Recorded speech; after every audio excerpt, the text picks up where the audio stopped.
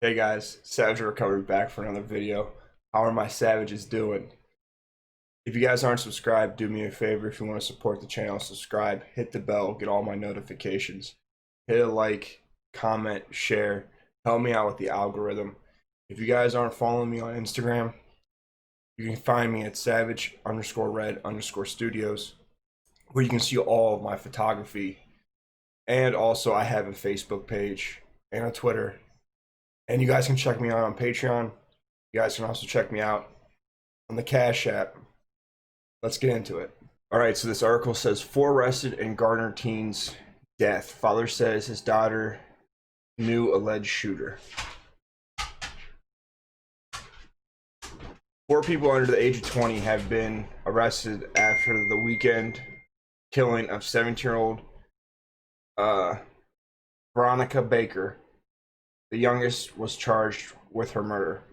Police said that Devin Cordell Jones, 17, was accused of shooting Baker Saturday night at a Bojangles on Jones Sausage Road.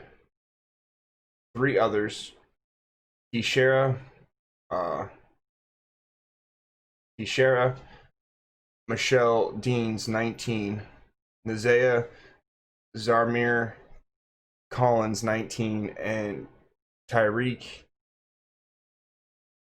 Kwame Rogers, 18, was charged with felony accessory for helping Jones with Baker's death. So right here are the 4 people. According to the arrest warrants, Deans drove Jones away from the scene, and Collins and Rogers fled the state with Jones in an attempt to avoid arrest. All were arrested Tuesday evening. Deans, Collins, and Rogers appeared in court Wednesday afternoon. Jones did not appear in court because he is a minor. Deans also faced charges in an unrelated case: financial card fraud, financial card theft, and conspiracy to commit fraud, according to the warrants. That conspiracy also involved Devin Jones, and a man accused of killing Baker. Baker's parents have said they believe she was robbed. They said Baker was carrying a $1,600 Gucci purse when she was murdered. The suspects were being held in the Wake County Detention Center for bonds with ranges of $500,000 to $1 million. The 3 who appeared in court will have another court appearance next month.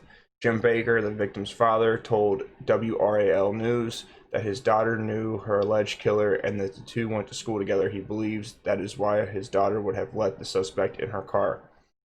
He also said Baker hung out with good and bad crowds. He explained Baker had never been in trouble before. Sad. This is sad. It's sad that a 7-year-old girl is getting robbed by 4 people and killed over a purse. A purse. Where's Nick Cannon at? They tell me how where's Nick Cannon at? Why is he not reported on this? Why is he not on YouTube on his podcast talking about how white people lack melanin, so they have no compassion, or savages, and melanated people are the most compassionate people on this earth? Why is he not talking about that? But the teenager sometimes made poor decisions. He didn't go into specifics about these troubles. He said a video Baker posted on Facebook holding a wad of cash was taken at the family's home, and his daughter was holding money he used to buy a car and was taken inside their home. Veronica Baker was a graduate of Gardner High School. Jim Baker said he is grateful police made the arrest. He also said he was surprised that the alleged perpetrators were so young. She didn't deserve to be shot and killed and left in a parking lot, Jim Baker told WRAL on Monday. Jim Baker also said they wanted to stop talk of Baker's murder being a hate crime. She was my baby. She was my baby who had a future. She had such big plans for her future, said Lauren Baker, Veronica's mother. The daughter would never hurt anyone. She didn't have a fighting chance in this. She was a good girl. The Bakers said their daughter loved camping, the ocean, helping others, and she also She was supposed to start college at Wake Community College on Monday. What's sad about this is this isn't getting news attention. It's not getting news attention because this girl is white. It's not getting the same attention that George Floyd got. It's not getting the attention of the mainstream media, just like Cannon Hinton did not get the same respect that George Floyd got. And in both incidences, these people were not committing crimes. They were not having trouble with the police. They were not breaking the law. They were just living their lives. Regardless if people want to say that she made a bad decision hanging out with people, or Tan's dad was a meth dealer or owed anybody money. Fact of the matter is these children had nothing to do with any bad behavior. They were children. And the fact that people are openly killing these children and the media is not covering it because they are white is appalling. And the fact that these victims that are kids are being dragged through the mud by adults on the internet is sad. It's one thing if people want to bring up the person that gets killed by the police, their criminal history, because they're an adult and they do have a criminal history. But a 5-year-old and a 17-year-old who had no criminal history are still being blamed and the cops are not involved. This isn't a cop situation. These are just other people killing them. We need to stop this. We need to stop the death of these children. We're not going to be able to have a future if we don't let our children live. If all of our children keep getting wiped out,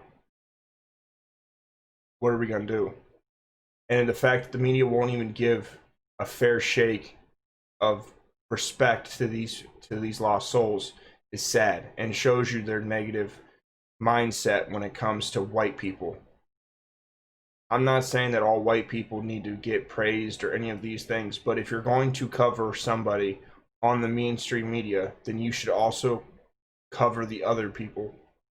A 17-year-old girl being robbed for her purse by 4 people, you would think would definitely be newsworthy. You would think that a boy being shot in the back of the head at point blank range while riding a bike in his yard would be newsworthy. You would think any of the children that got killed during the Black Lives Matter riots or the adults that got killed would be mainstream media newsworthy. But these stories are not. It doesn't fit the narrative that the media wants to paint, so they don't speak on it. You have to go and look at the local news to find these stories.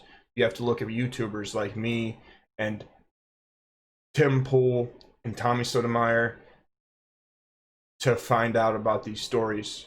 In order for these stories to get the attention that they deserve, you have to have independent journalists and YouTubers post about it. And it's just sad. It's just sad. That man is much stronger than I, because I'll be honest with you, if anything happens to my son or my daughter, the people better hope that the police get to them before I do. And if the police get to them before I do, they better hope the judge, the cops, everyone knows to keep me separated from them when I go to jail, because I will be putting myself in jail to get to them. This stuff needs to stop. It just does. It's appalling that children can die and no one cares. As always, guys, stay savage.